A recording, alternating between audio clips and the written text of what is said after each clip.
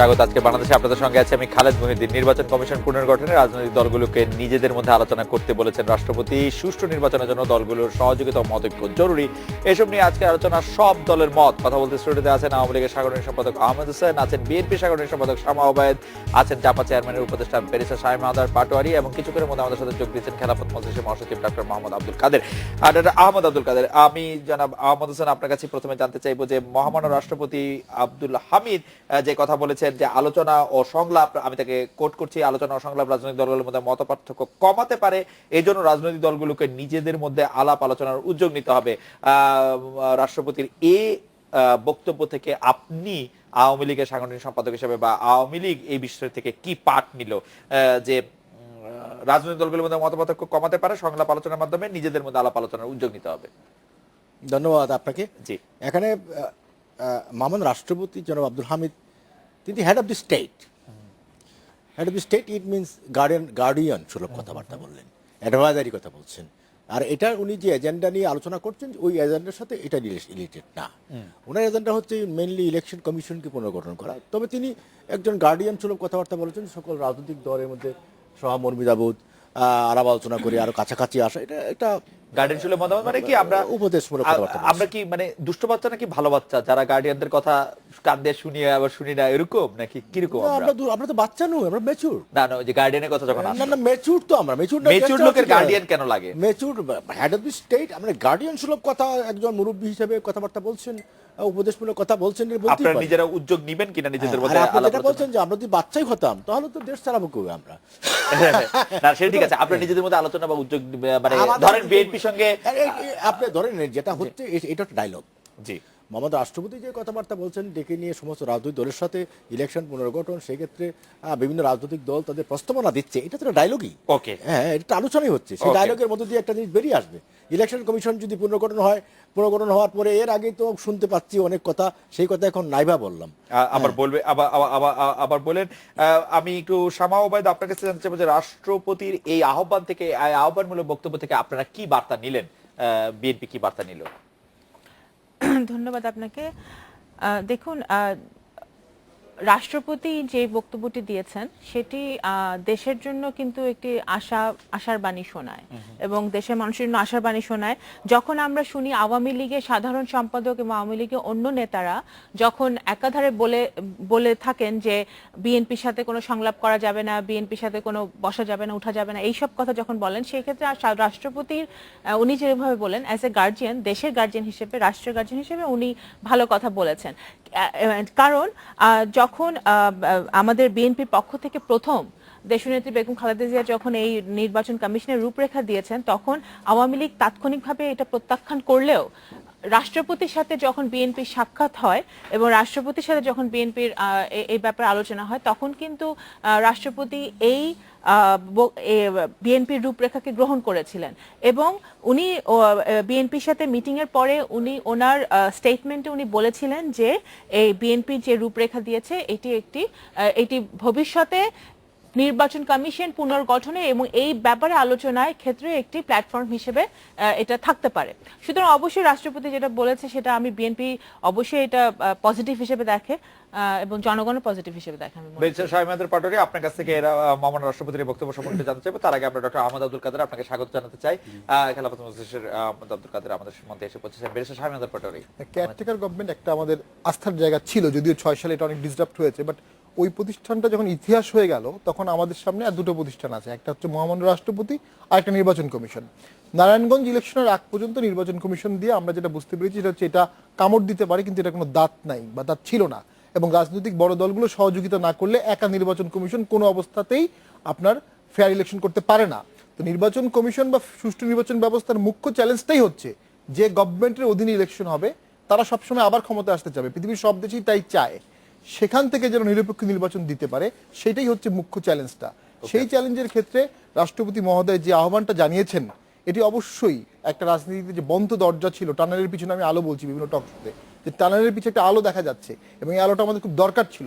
রফিকুল হক sir senior আইনজীবী, 2 নেত্রীর আইনজীবী ছিলেন, ক্রাইসিস পিরিয়ডে উনি শত চেষ্টা করেও 2 নেত্রীকে বসাতে পারেননি। এই দুঃখ কিন্তু তার এখনো আছে, তখনও আছে। রাষ্ট্রপতি মহোদয় কিন্তু দুটো দলের মধ্যে একটা আলোচনার সুযোগ করে দিচ্ছেন, একটা প্ল্যাটফর্ম তৈরি হচ্ছেন। এবং আজকে ওবায়দুল কাদেরও একটা আমি দেখলাম যে উনিও বলছেন হ্যাঁ সংলাপে আলোচনা হতে পারে রাজনৈতিক দলগুলোর মধ্যে, যেটা খুবই প্রয়োজন। যেটি প্রয়োজন ছিল কিছুদিন আগ পর্যন্ত আওয়ামী লীগ বিএনপিকে কোনো রাজনৈতিক দলই মনে করতো না, মানে কথাবার্তায় মনে হতো যে আওয়ামী লীগ ছাড়া বাংলাদেশে আর কোনো দল নাই, থাকতে পারে না, আছে না, ভবিষ্যতে হবে না। বাট সেখান থেকে এখন কিন্তু সব দলের গুরুত্ব, বহুদলীয় গণতন্ত্রের একটা নিদর্শন, ছোট নিদর্শন আমরা দেখতে পাচ্ছি। ডক্টর আহমদ আব্দুল কাদের, আপনি কি মনে করছেন মহামান্য রাষ্ট্রপতি বলছেন যে নিজেদের মধ্যে আলোচনার কথা, রাজনৈতিক দলগুলোর মতপার্থক্য কমানোর কথা, আলোচনার উদ্যোগ নেওয়ার কথা, সেই বক্তব্যের প্রেক্ষিতে আপনার বক্তব্য একটু শুনতে চাইবো যে আপনি এই বক্তব্যটি কিভাবে দেখছেন? না, বক্তব্য তো খুবই ভালো। সেদিন আমাদের উনি কালকে বলেছেন আমাদেরকে যে আপনি নিজে আলোচনা করেন, কিন্তু প্রশ্ন হচ্ছে আলোচনার উদ্যোগ নেবে কে? আমরা বলেছি আপনি উদ্যোগ নেন না, কি ব্যবস্থা করেন না, তাহলে সম্ভব হতে পারে এটা। মানে আলোচনার উদ্যোগটি কে নেবেন? উদ্যোগটা যদি মহামান্য রাষ্ট্রপতি নেন তাহলে আমার মনে হয় এটা রেসপন্স অনেক করবে। আচ্ছা, আর দল হিসেবে কোন দল করবে?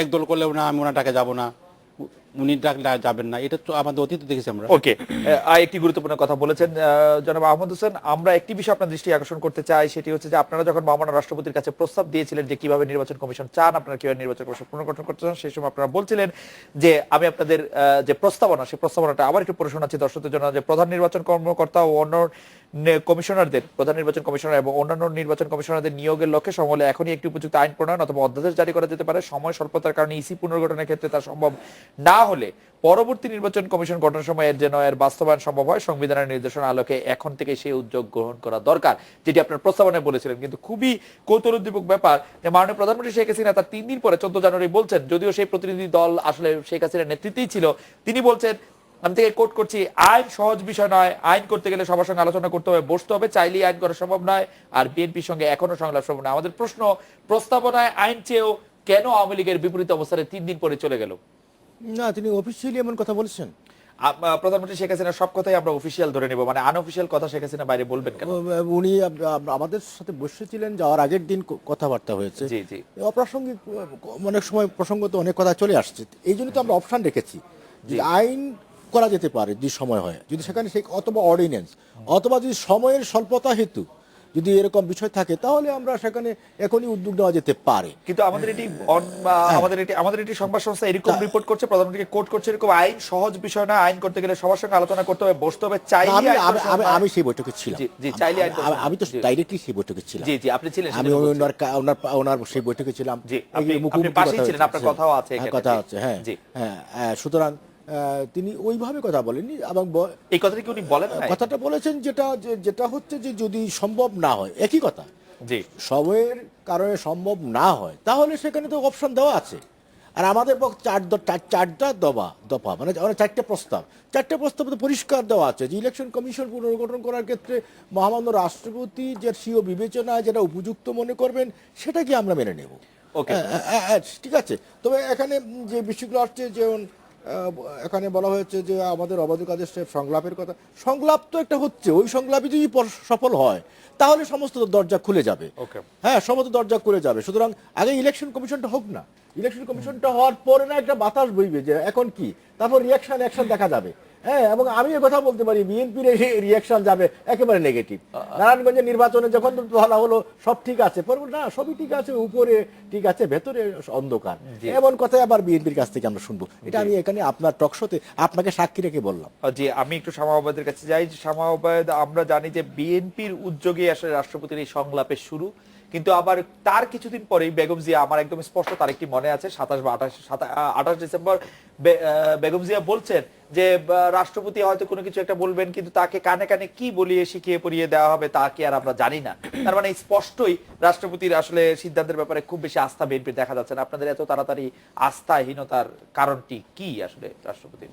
না, আস্থাহীনতার থেকে এটা বলা উনি বলেননি, এটা উনি রাষ্ট্রপতি, আমাদের তো শেষ আশ্রয়স্থল রাষ্ট্রপতি, অবশ্যই রাষ্ট্রপতির কাছে আমাদের এই দাবিটা, এবং কানে কানে বলে যাওয়ার ব্যাপারটা এই কারণে আসছে বিকজ আমাদের কনস্টিটিউশনে আছে, আমাদের সংবিধানে আছে যে রাষ্ট্রপতি যে কোনো সিদ্ধান্তে প্রধানমন্ত্রীর অ্যাডভাইসে কাজ করবে। ঠিক আছে, এখন সেই সিদ্ধান্ত আপনারা রাষ্ট্রপতির কাছে যাওয়ার পরে আর আসেনি, মানে সেইটাই কথা আওয়ামী লীগের নেতৃবৃন্দ বলছিল যে আপনি এটা যান, চা খেয়ে যান, রাষ্ট্রপতির কিছু করার নেই। আপনারাই বলছিলেন আপনাদের অনেক কিছু করার আছে। সেই আস্থা না না, থেকে আমরা চাই যে রাষ্ট্রপতি দলের ঊর্ধ্বে ওঠে, জি। দলের ঊর্ধ্বে ওঠে উনি একজন আওয়ামী লীগের একজন নেতা না হয়ে উনি দেশের রাষ্ট্রপতি হিসেবে উনি সিদ্ধান্ত নেবেন Right. দেশের ভবিষ্যতের জন্য। Right. সেটা আমরা রাষ্ট্রপতির কাছ থেকে আশা করি।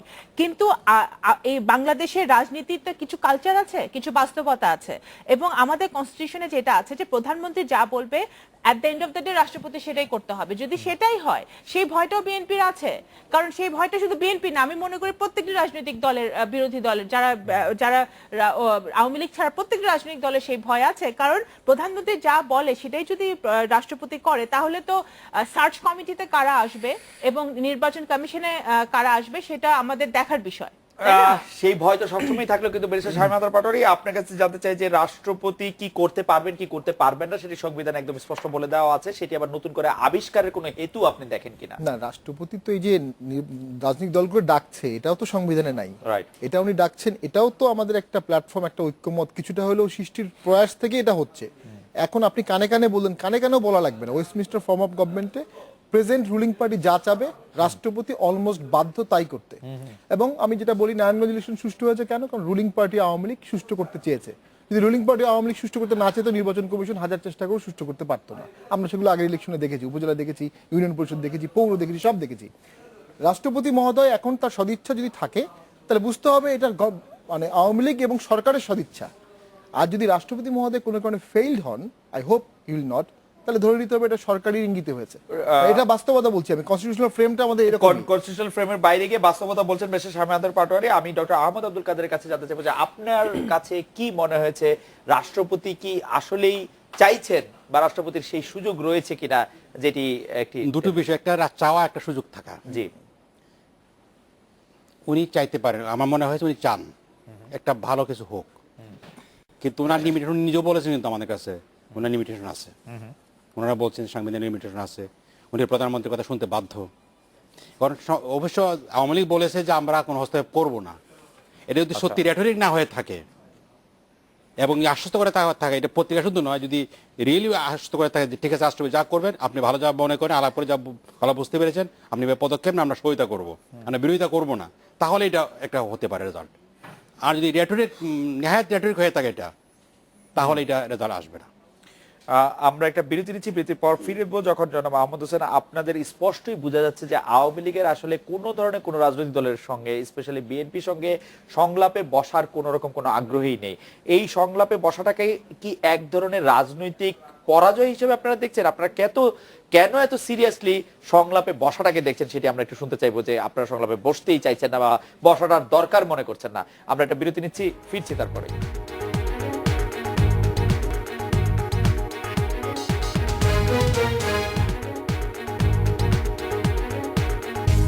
বিরতির পর ফিরে এলাম। আজকের বাংলাদেশে জনাব আহমদ হোসেন, আপনার কাছে বিরতির আগে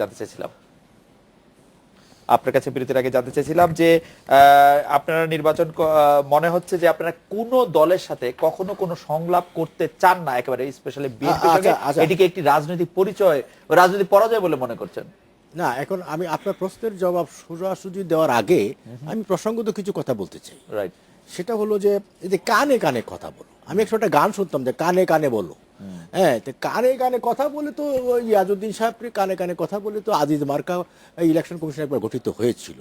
ওই আশঙ্কা থেকে, ওই ভয় থেকে বিএনপি এখনো মনে করছে যে কানে কানে বলে দিই। কিন্তু সংবিধানে কানে কানে কথা বলারই কথা। না না, আমি কি বলছেন সেটা আমি অ্যাসুর করছি যে যারা মহামান্য রাষ্ট্রপতি Abdul Hamid will not be the Iajuddin. না, সেটা কি he is not the Iajuddin.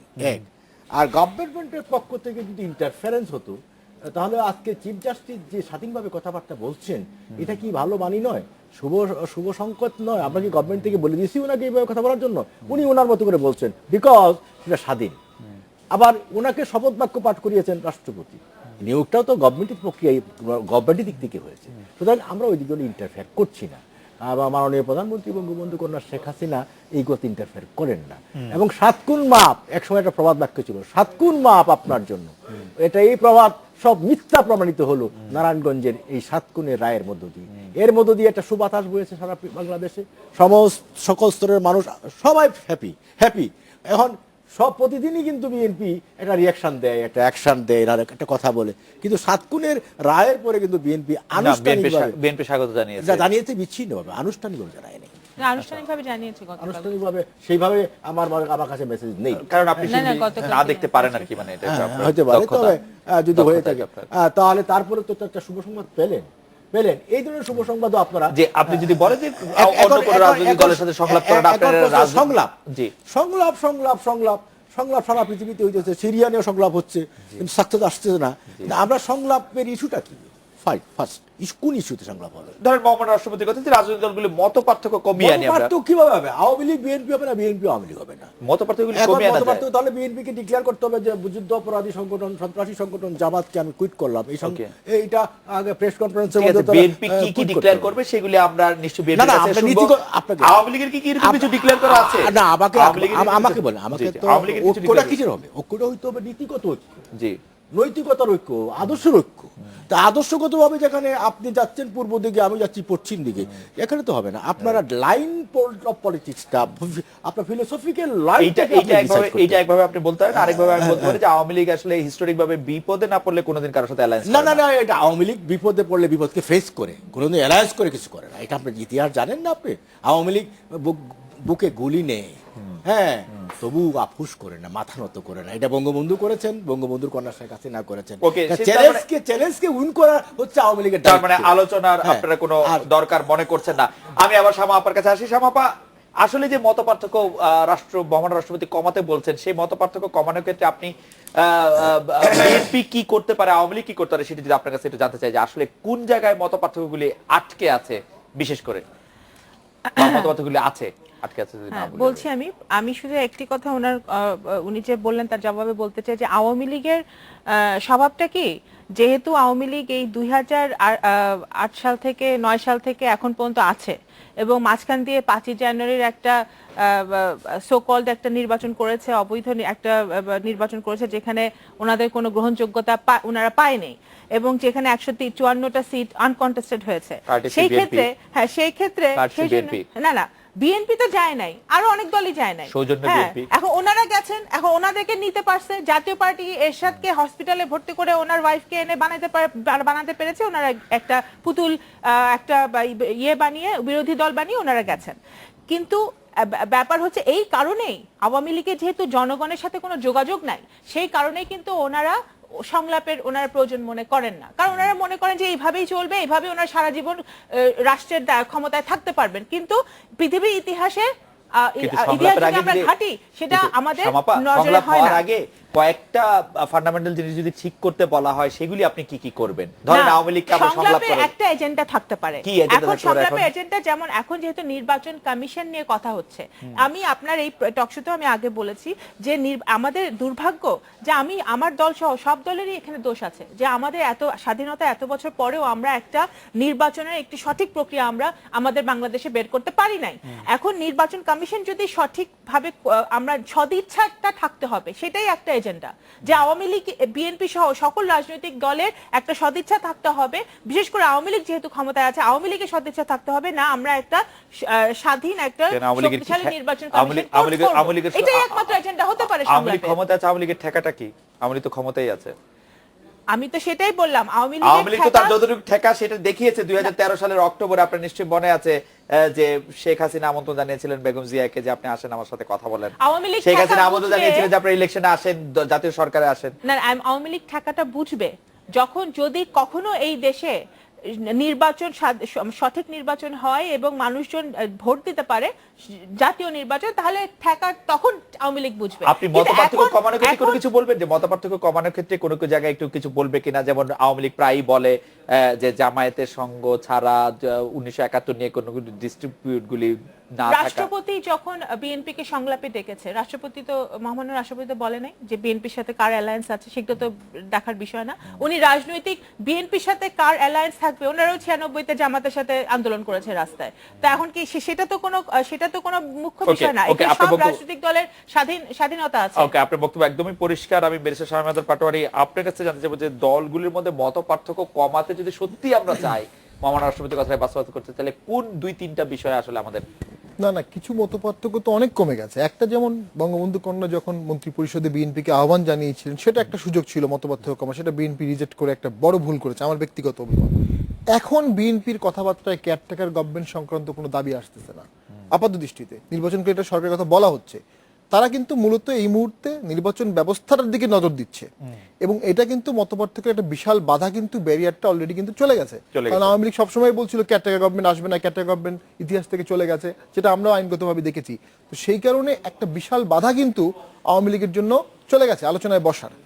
এখন পরবর্তী যে স্টেপগুলো আছে, যে প্রতিষ্ঠানগুলো বাঁচা নির্বাচন কমিশনকে, আমি একটা বই পড়লাম খুশবন্ত সিং এর দ্য এন্ড অফ ইন্ডিয়া, উনি 2002 সালে মন্তব্য করেছেন যে ভারত শেষ হয়ে যাবে। কেন শেষ হয়ে যাবে? কারণ যারা বাবরি মসজিদ ভেঙেছে, যে আরএসএস, যেটা বিজেপি হয়ে গেল, কংগ্রেসের সুশাসনের অভাবে সেখানে উগ্র ধর্মীয় মতবাদ বেড়ে গেল, মোদির মতো লোক গুজরাটের চিফ মিনিস্টার হলো, হ্যাঁ, তখন উনি বললো ভারত টিকবে না। কিন্তু ভারত টিকে গেছে, কারণ একটাই, ওখানে নির্বাচন কমিশন এবং আরো 2-1টা প্রতিষ্ঠান সক্রিয়ভাবে সচেষ্ট আছে। আপনি আওয়ামী লীগ বিএনপি নিয়ে বলছিলেন, কোনো প্রতিষ্ঠানই আওয়ামী লীগ বিএনপির না, প্রতিষ্ঠান বাংলাদেশের। এইটাকে আওয়ামী লীগ বিএনপি জাতীয় পার্টি খেলাফত সবাইকে বুঝতে হবে, এবং প্রতিষ্ঠানগুলো 5 বছরের জন্য না, দীর্ঘদিনের জন্য অনেক রাষ্ট্রের ভিত্তির অর্জন হয়। আমি আমার একটা কথা স্পষ্টই মনে করি যে যদি এভাবেই সংঘাতময় রাজনীতি হয়, তাহলে দেশটা দুভাগে ভাগ হয়ে যাবে, যেটা ব্যাপার টকশোতে অনেক বলেছি। এক পাশে শক্তিশালী আওয়ামী লীগ থাকবে, আরেক পাশে শক্তিশালী দেশটা দুভাগে হয়তো ভাগ হবে না, কারণ এই কথাটা আমরা শুনে আসছি অনেকদিন ধরে, কিন্তু ভাগ আসলে হচ্ছে না। কোনো মতে আমরা মিলেমিশে দেখছি। কিন্তু ডক্টর আহমদ আব্দুল কাদের, আপনার কাছ থেকে জানতে চাইবো যে মত পার্থক্য কমানোর ক্ষেত্রে কোন কোন বিষয়গুলির উপর আপনি গুরুত্ব দিতে চান? আমি যেটা গুরুত্ব দিতে চাই, আদর্শে কোনো পার্থক্য কমানো যাবে না, এটা পরিষ্কার কথা। আপনি একটা আদর্শে বিশ্বাস করেন, আমি একটা আদর্শে বিশ্বাস করি, কিন্তু নির্বাচনের প্রশ্নে যদি আমরা কমন গ্রাউন্ড হচ্ছে একটা ভালো নির্বাচন কমিশন হতে হবে, যে নির্বাচন কমিশনটা শুধু নিরপেক্ষ হলে চলবে না। আপনি কি এরকম মনে করেন যে কয়েকটি বিষয় আসলে আমাদের এইটি ঠিক করে নেওয়া দরকার, তাহলে মতপার্থক্য কমবে? 1971 মুক্তিযুদ্ধ, আমার কথা এগুলো বড় বিষয় না, এই জন্য বিষয় বলছি যে আজ থেকে 10 বছর আগে কি পরিস্থিতি বিরাজ করছে মনে রাখতে হবে আমাদেরকে। মূল পার্থক্যটা হচ্ছে আমরা পাওয়ার যারা পাওয়ার যে চান বড় পার্টিগুলোর ব্যাপারে, আমি আমার ছোট পার্টি করে বললাম নাই, বড় দুই পার্টি বর্তমানে আছে, একটা আওয়ামী লীগ, বিএনপি, এরাই একসময় পাওয়ার এবং জাতীয় পার্টি মাঝখানে ছিল। এই 2-3টা পার্টিকে আমরা ধরি, বা কম্বো 2টো পার্টিকে ধরি আমরা, তাহলে তারা যদি এইসব বিষয়গুলো একমত হন যে একটা যেভাবে পাওয়ার আমরা আসতে চাই সবাই, কিন্তু আমরা একটা সুষ্ঠু নির্বাচন করে আসবো, ওকে, এটা হতে হবে, আমরা একটা সুষ্ঠু নির্বাচন করে আসবো। আমরা একটা বিরতি নিচ্ছি, খুবই গুরুত্বপূর্ণ কথা ডক্টর আহমদ আব্দুল কাদের বলেছেন। আমরা একটা বিরতি নিচ্ছি, বিরতির পর ফিরে এসে আহমদ হোসেন ভাই আর শামা আপা, আপনাদের দুজনের কাছে একটি প্রশ্ন করতে চাইবো। সেটি হচ্ছে এরকম যে সুষ্ঠু নিরপেক্ষ নির্বাচন অনুষ্ঠানের জন্য 11টি গুরুত্বপূর্ণ সুপারিশ রাষ্ট্রপতির কাছে তুলে ধরেছে আওয়ামী লীগ। সেখানে 11 নম্বরে বলা হয়েছে নির্বাচনকালীন সরকারের কর্মপরিধি কেবলমাত্র আবশ্যকীয় দৈনন্দিন কার্যাবলীর মধ্যে সীমাবদ্ধ থাকা, অন্যদিকে নির্বাচনকালীন নিরপেক্ষ সরকারের কথা বিএনপি বলছে। এই দুটির মধ্যে আসলে, বা নির্বাচনকালীন সহায়ক সরকারের কথা বলছে, এই দুটির মধ্যে আপনারা বড় পার্থক্য কি দেখছেন, সংঘাত কোথায় দেখছেন, সেটা একটু জানতে চাইবো। পরে আপনাদের মন্তব্যের পরে আমি বেরিস্টার শাহমেদ পাটোয়ারি এবং ডক্টর আব্দুল কাদের আপনাদেরও মতামত এই সম্পর্কে জানতে চাইবো। বিরতি নিয়ে ফিরছি আপনাদের কাছে।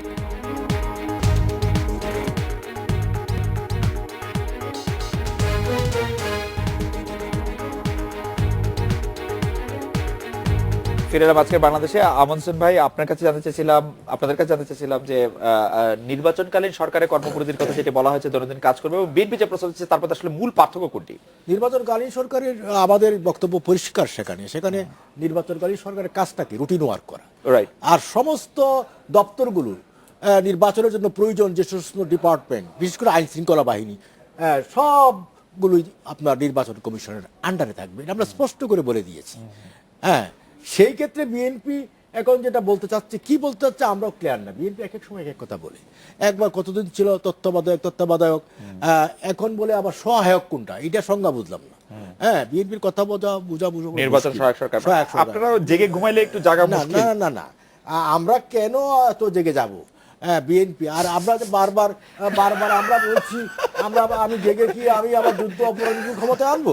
বিএনপি পারে না একটি কারণে, 5 জানুয়ারি 2014 সালে ইলেকশনে যায়নি একটি কারণে, শুধু টু সেভ যুদ্ধাপরাধ। ওকে, হ্যাঁ, জামাতকে সেভ করে। ওকে, আমরা একটু শামাপার কাছে যাই। শামাপা, এই আওয়ামী লীগ যে ধরনের নির্বাচনকালীন নিরপেক্ষ সরকার বলছে এবং বিএনপি যে ধরনের নির্বাচনকালীন সহায়ক সরকারের কথা বলছে, এই দুটোর মধ্যে আসলে তফাৎটা কি?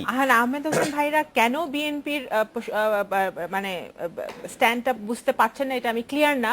হয়তো ওনারা এই না, আমি বুঝতে পারছি না আসলে, আমি জানতে চাই যে কি পার্থক্য, না, যে আপনি একটু বুঝিয়ে দেন না, আমাদের। পার্থক্য ওনারা তো চাচ্ছে, ওনারা তো নির্বাচনকালীন সরকার যা ওনাদের যে সংবিধান যেভাবে পরিবর্তন করেছেন, যে সরকার ক্ষমতা আছে সেই সরকার আন্ডারে নির্বাচন আপনারা কি হবে। চাচ্ছেন? হ্যাঁ, আমাদের কাছে অত্যন্ত পরিষ্কার যে আমি ওনাকে একটা কথা জিজ্ঞেস করি, ভাই আপনি আমাকে এই পরিষ্কারটা একটু পরিষ্কার করেন। আমি বলি, ওনার নেত্রী বর্তমান প্রধানমন্ত্রী শেখ হাসিনা কি বেগম খালেদা জিয়ার আন্ডারে কোনো নির্বাচনে যাবে? ওকে, ফাইন। তাহলে আমার কথা হচ্ছে যে নির্বাচনকালীন সহায়ক মানে এই নির্বাচনের সময়টা আমাদের এমন একটি সরকার থাকতে হবে যে সরকার নিরপেক্ষভাবে নির্বাচনটা পরিচালনা করবে, তত্ত্বাবধায়ক থাকবে। সেটা তো আলোচনা হতে হবে এবং আমি সেটাই বলতেছি যে যখন দেশনেত্রী বেগম খালেদা জিয়া এই রূপরেখা দিয়েছে, সেই একই বক্তব্যে উনি বলেছেন যে নির্বাচনকালীন সরকার প্রয়োজন এবং সেই সরকারের রূপরেখাও বিএনপি দেবে। কারণ এটা বিভিন্ন ভাবে হতে পারে।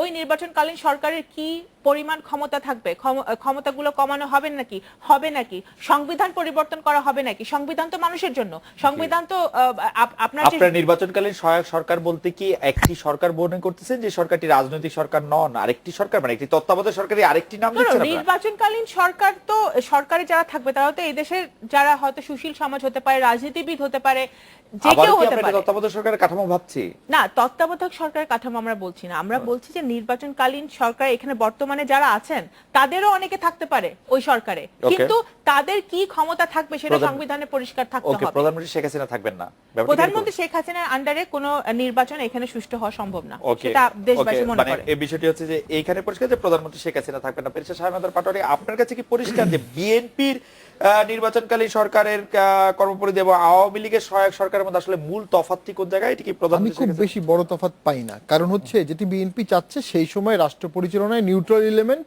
অথবা আওয়ামী লীগ, বিএনপি, জাতীয় পার্টি, খেলাফত সব পার্টি এলিমেন্ট থাকতে হবে, মাল্টি পার্টি একটা এলিমেন্ট থাকতে হবে। সেটা তো 5 জানুয়ারি ইলেকশনে মাননীয় প্রধানমন্ত্রী নিজেই বলেছিলেন যে 2-3টা মন্ত্রী আপনারা হবেন, যে মন্ত্রণালয় আছেন সে তো অনেকটা কাছাকাছি ফর্মুলা তো মাননীয় প্রধানমন্ত্রী দিয়ে গেছেন সেই সময়। এখন যে জিনিসটা আটকে আছে, মাননীয় প্রধানমন্ত্রী being party leader, being prime minister is a symbol of unity and strength and also তার সাজানো ছকই বাংলাদেশে আছে, থাকবে, এটা খুব স্বাভাবিক।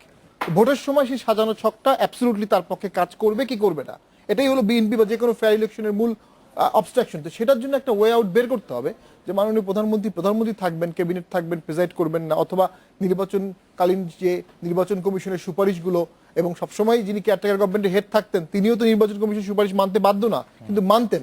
আর যে কথাগুলো আহমেদ ভাই বললেন নির্বাচন কমিশনকে, এটা তো সংবিধানেই বলা আছে, সরকারের সব অর্গান ইনক্লুডিং প্রাইম মিনিস্টার ইলেকশনকালীন সময়ে নির্বাচন কমিশনকে সহায়তা করবেন। মূল সেটা তো বাস্তবে হয়নি, সেই জন্য বাস্তবে হওয়ার জন্য আমাদের প্র্যাকটিক্যাল অ্যাপ্রোচ নিতে হবে। আমি ডক্টর আহমদ আব্দুল কাদের আপনার কাছে জানতে চাইবো যে আপনি কি মনে করছেন যে পার্থক্য আসলে কোথায়? পার্থক্য এবং পার্থক্য নাই যে কথা, এটা পারসেপশনের উপর নির্ভর করে। জি, আসলে পার্থক্য নাই, আসলে পার্থক্য আছে। জি, আমাদের প্র্যাকটিস, আমাদের ইতিহাস দেখতে হবে, ইতিহাসে বলে পার্থক্য আছে।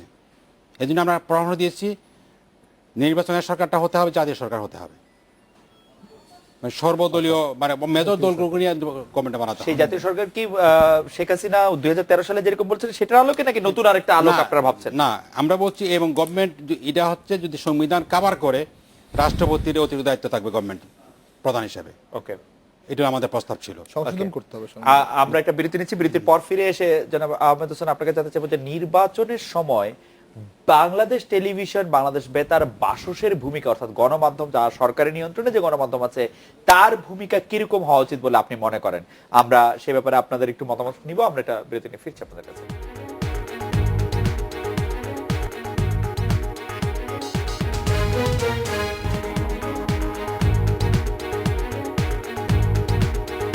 ফিরে এলাম আজকে বাংলাদেশে রাষ্ট্র নিয়ন্ত্রিত গণমাধ্যমগুলির কি হবে সেগুলি আসলে কার কথা বলবে। এক দুই হচ্ছে যে এখন সামাজিক গণমাধ্যমগুলি অনেক বেশি গুরুত্ব বহন করে এবং রাষ্ট্র চাইলেই কোনো কোনো সামাজিক গণমাধ্যম কোনোটা বন্ধ করে দিতে পারে, কোনোটা চালু করতে পারে, কোনোটাতে বিশেষ দিতে পারে। সেগুলি ক্ষেত্রেও বা কি হবে নির্বাচন যখন চলে বা কি আদর্শ আপনি হওয়া যেটা উচিত? বলছেন যে ইলেকশন চলাকালীন সময়ে টোটাল নেতৃত্বটাই চলে যায় ইলেকশন কমিশনের হাতে, তখন ইলেকশন কমিশনই আপনার নির্দেশনা জারি করবে। আর আপনার সামাজিক মাধ্যম গণমাধ্যম যেটা, এটা তো আপনার হাতে হাতে মোবাইল, ফেসবুক, টুইটার, এটা তো আছেই, থাকবেই। আর মিডিয়াগুলোর ক্ষেত্রে তখন ইলেকশন কমিশনই ঠিক করবে, ডিসাইড করবে তারা কিভাবে নিয়ন্ত্রণ যে করবে। রাষ্ট্র নিয়ন্ত্রিত হ্যাঁ, মিডিয়াগুলির হ্যাঁ, এবং ক্ষেত্রে ইলেকশন কমিশনই করবে এবং ইলেকশন কমিশন অ্যাবসলিউটলি 100% স্বাধীন থাকবে এবং গভর্নমেন্ট রুটিন ওয়ার্ক চালিয়ে যাবে, আর কিছু নয়। এখন প্রশ্ন হচ্ছে যে গভর্নমেন্ট চলাকালীন সময়ে ওই গভর্নমেন্টে বিএনপির কি পজিশন হবে, এটা না আলোচনা করতে পারেন কোনটা? যে বিএনপির কি পজিশন হবে, তারা কি গভর্নমেন্টে থাকবে কি থাকবে না। এখন যে সংবিধান আছে এই সংবিধান মোতাবেক বিএনপির গভর্নমেন্টে থাকার সুযোগ নেই বললেই চলে। এই সংসদে নাই, তারা আউট অফ পার্লামেন্ট। সুতরাং এই ক্ষেত্রে তারা একটা মনস্তাত্ত্বিক প্রবলেমে আছে। আর 2014 5 জানুয়ারি তো আর ফিরে আসবে না, ওইটা আর ফিরে পাবেন না, ওই প্রেক্ষাপট নেই। আমি যখন দেখেছি সংলাপের জন্য আপনি কিন্তু আসতেন না, আর এখন কিন্তু আপনি একদিকে বলছেন অবৈধ গভর্নমেন্ট, অবৈধ পার্লামেন্ট, আবার অবৈধ পার্লামেন্ট, অবৈধ গভর্নমেন্টের সাথে কিন্তু আলোচনা বসার জন্য আপনি পাগল। আলোচনা করবে না, আলোচনা কিছু প্রয়োজন, সংবিধান ডিসাইড করে আসছে, কনস্টিটিউশন উইল টেল ইউ। মানে বিএনপি কি করবে? সংবিধান ইলেকশন আসবে, নেড়া বেলতলা একবারই যায়, দুইবার যায় না। আচ্ছা, হ্যাঁ, সুতরাং আরেকবার যায় বেলটা আনতে? না যাবে না, কারণ নির্বাচনে এবার না গেলে তার নিবন্ধন বাতিল হয়ে যাবে। নিবন্ধন তারা রেডি, নিবন্ধন দিয়ে বাংলাদেশের রাজনীতি হয় না। তারা মানসিকভাবে প্রস্তুত, ইলেকশন তারা আসছে, লিখে রাখেন, রাইট ডাউন মাই নেম। এটা ইউটিউবে দেখবেন, আহমদ হোসেন লিটল ম্যান আজকে বলল যে বিএনপি তো ইলেকশন আসলো, বিএনপি ইলেকশন আসবে না। আসছে। শামাপা, আপনার কাছ থেকে একটু জানতে চাইবো যে আপনি কি মনে করেন যে এই সময় নির্বাচনকালীন সময়ে গণমাধ্যমগুলি কার নিয়ন্ত্রণে থাকা উচিত? নির্বাচন কমিশনের কর্তৃত্বে পুরোপুরি থাকতে পারে কিনা আসলে গণমাধ্যম, রাষ্ট্র নিয়ন্ত্রিত গণমাধ্যমগুলির কথা বলছি আমি। নির্বাচনকালীন সময় যেহেতু নির্বাচন কমিশন সংবিধান অনুযায়ী সবকিছু কন্ট্রোল করার কথা, নির্বাচন প্রশাসন, সেই ক্ষেত্রে রাষ্ট্রের তো যেই মিডিয়াগুলো, সেগুলো হয়তো নির্বাচন কমিশন একটা নীতি মালা দিতে পারে যে এইভাবে তারা কন্ট্রোল হবে। কিন্তু আমরা যেটা দেখি যে গত 4-5 বছরে যতগুলো লোকাল ইলেকশন হয়েছে এবং আপনার সরকারি টেলিভিশনটা কিছু দেখাবে না, বেসরকারি এতগুলো চ্যানেলে যা এসছে, যে আপনার প্রিজাইডিং অফিসার সিল মারছে, পুলিশ সিল মারছে, বিরোধী দল মার খাচ্ছে, পুলিং এজেন্ট বের করে দিচ্ছে, এই যে সব চিত্রগুলা মিডিয়া তুলে ধরেছে বিভিন্ন কেন্দ্র থেকে, এগুলো কিন্তু নির্বাচন কমিশন একেবারে অস্বীকার করে গেছে। এবং সাংবাদিকরা যখন, আপনাদের কলিগরা যখন লাঞ্ছিত হয়েছে বিভিন্ন কেন্দ্রে, সেটা যখন মানে একটা বিচার দেওয়া হয়েছে নির্বাচন কমিশনে, সেটাও নির্বাচন কমিশনের উপেক্ষা করে গেছে। তো সুতরাং এটা কিন্তু ডিপেন্ড করে যে নির্বাচন কমিশন কিভাবে তাদেরকে হ্যান্ডেল করবে এবং নির্বাচন কমিশন নিজেদেরকে কিভাবে হ্যান্ডেল করবে, নির্বাচন কমিশনার কে হবে, এটা কিন্তু অত্যন্ত গুরুত্বপূর্ণ।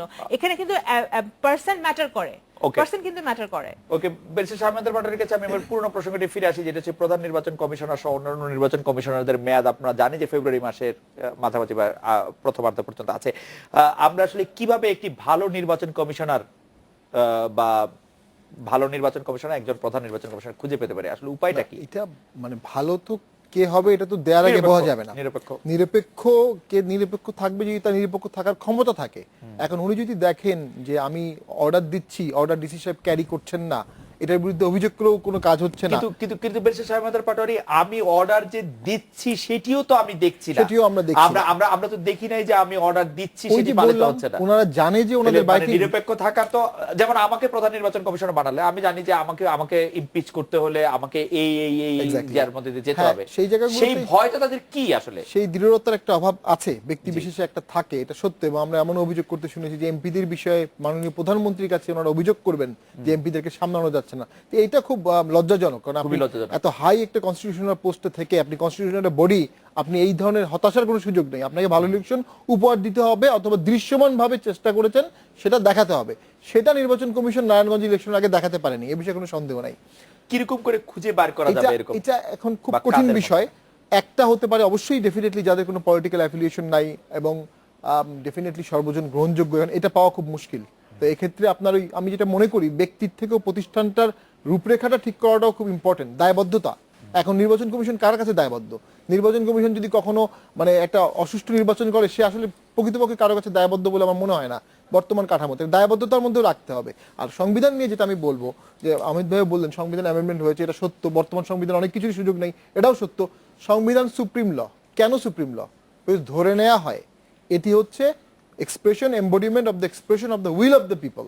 তাহলে জনমত যখন রিফ্লেক্ট হবে তখনই কিন্তু সংবিধানকে সুপ্রিম বলা হবে। জনমত যদি রিফ্লেক্ট না হয় সংবিধানে, তাহলে সেই অংশটা কিন্তু আইনি কাঠামোতে সুপ্রিম হলেও প্রকৃতপক্ষে সুপ্রিম না।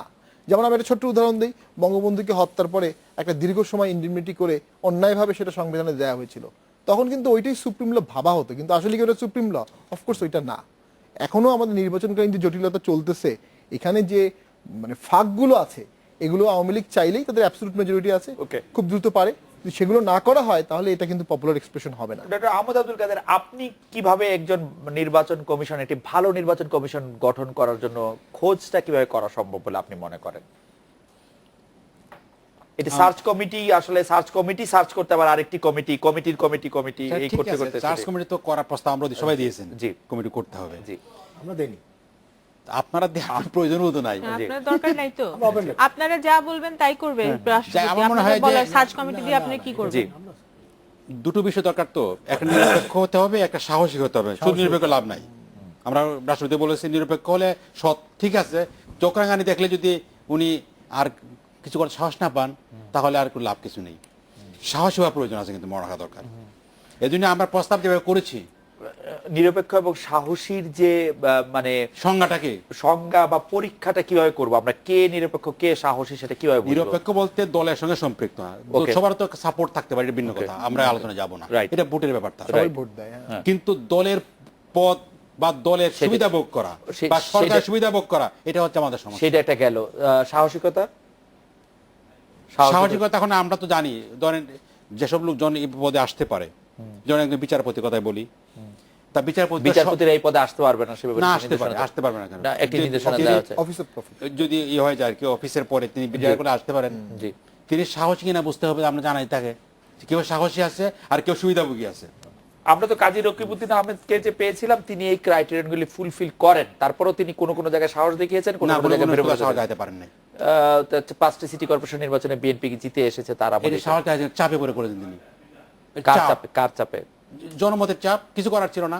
জনমতের চাপ, মানে অ্যাকনলেজ করা হয় জনগণের চাপ, এটা তো একটা নারায়ণগঞ্জের কথা বলছেন, সরকার চেয়েছে যে প্রার্থী আমরা দিয়েছি, অভিজ্ঞ প্রার্থী, না, সেটা আমরা এর নারায়ণগঞ্জের মধ্যে ক্ষেত্রে ফাইট হয়তো করতে চেয়েছে, পারবো। কিন্তু মানে বরিশাল, খুলনা, সিলেট, রাজশাহী, পরে গাজীপুর, কুমিল্লা, এগুলি ক্ষেত্রে তো আর আওয়ামী লীগ সরকার নিশ্চয়ই না, হাতে চায়। আওয়ামী লীগ কিছু করার ছিল না তো, কথা মনে রাখেন যে কয়টা কর্পোরেশনের কথা বললেন, সিলেট, জি।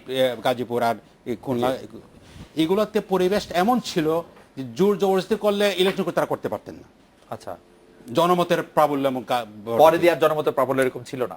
না, পরে তো গভর্নমেন্টের অবস্থানটা ভিন্ন হয়ে গেছে, আইন শৃঙ্খলা বাহিনী আমরা সাজিয়েছেন, আমরা কিছু করার নাই। তখন আর জনমত চাপ দেয় নাই। জনমত চাপ দেওয়ার সুযোগ তো নাই। আমি আমি বললাম, বুঝতে পারছি না, মানে জনমতের চাপে একবার এটি তারা করতে বাধ্য হয়েছিল, এরপরে আবার জনমত চাপ দেওয়ার সুযোগ পায় না, এই যে সময়টা গেল, জি। যে ওই পর্যন্ত, প্রথম phase এ এরপরে হয়েছিল প্রথম দিকে জি। গভর্নমেন্ট যেভাবে 5 জানুয়ারির আগে 5 জানুয়ারির আগে, হ্যাঁ, মানে প্রথম দুইটা phase এ। দুইটা দুই দুই ফেজ। phase। বছরের পরে যে গভর্নমেন্ট Exactly. যখন স্ট্যান্ডার্ড হয়ে গেল, আচ্ছা, আচ্ছা, গভর্নমেন্টের অবস্থা সংহত করে নিল। সংহত করে ফেললো। জনাব আহমেদ হোসেন, আপনি এই বিষয়ে কোনো কিছু বলবেন যে হ্যাঁ, যে সরকার যেমন চাচ্ছে তেমন নির্বাচন না, না, করছে, এই যে আমরা ভাই, এই যে খুব আমার- অল্প সময়ের মধ্যে যদি এই একটু যে বলেন। ভাই বলছেন, আমার নামের সাথে মিল আছে কিছুটা। জি, জি। ভাই বলছেন যে জনমতের কাছে, জনমতের কারণে আমরা অনেক কিছু পারিনি, মানে জনমতকে যে এই গভর্নমেন্ট প্রাধান্য দেয়, ইট মিনস এই গভর্নমেন্ট ডেমোক্রেটিক গভর্নমেন্ট। না, না, এটা একজন না, না, না, না, হ্যাঁ, এটা এটা- নির্বাচন এটা- কমিশনের কথা বলেছেন, গভর্নমেন্টের কথা না। নির্বাচন নির্বাচন কমিশন তো কমিশনের নির্বাচন কাছে কমিশনের জনমতের কাজ চাপ করবে। তখন এরকম ছিল যে না, আপনি নির্বাচন যে বলছেন কমিশনের যে 5টা ওই যে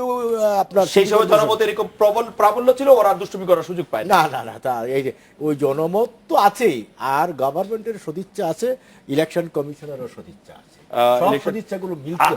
আপনি কিভাবে খুঁজে পাবেন একজন ভালো নির্বাচন কমিশন? সেটি আপনার ভালো উপায়টা কি? নির্বাচন কমিশনার তো আকাশতে পড়বে না, যে এই দেশের এই মানুষ থেকে- মর্ততে কি থেকেই উঠবে, এই দেশের মানুষ থেকে এই উঠবে। মানুষগুলোর থেকে উঠবে, এখান থেকে বাছাই করতে হবে। জি। এখন পৃথিবীর সব যন্ত্র বেরিয়েছে, আপনার হার্টের প্রবলেম কোথায়, মাথার প্রবলেম কোথায়, জি, ইউরিন আপনারা DNA প্রবলেম কোথায়, আপনারা এই ধরনের টেস্ট করবেন? শুধু ওই যন্ত্রটা বেরিয়ে আসেনি যে মনটা কোথায় আছে। যদি এই যন্ত্রটা বেরিয়ে আসতো তাহলে আমরা চেক করে দেখতাম যে এইটা নিউট্রাল, এটা নিউট্রাল। সুতরাং এখানে মোহাম্মদ রাষ্ট্রপতির দৃষ্টিকোণ থেকে যে নিরপেক্ষ, এটাকে মেনে নিতে হবে। এখন আমাকে আপনিও সেটা মনে করছেন কিনা শাহ আপা? আমরা একদম আওয়ামী শেষ লীগের বিষয়ে। আওয়ামী লীগের মন ঠিক করলেই সব ঠিক হয়ে যাবে, কারণ আওয়ামী লীগের মনের মধ্যে আছে হলো যে আমার ভোট আমি দিব, তোমার ভোট আমি দিব, সবার ভোট আমি দিব। এই মন এখান থেকে এইটা মন থেকে বের করে ফেলেন, তাহলে সব ঠিক হয়ে যাবে।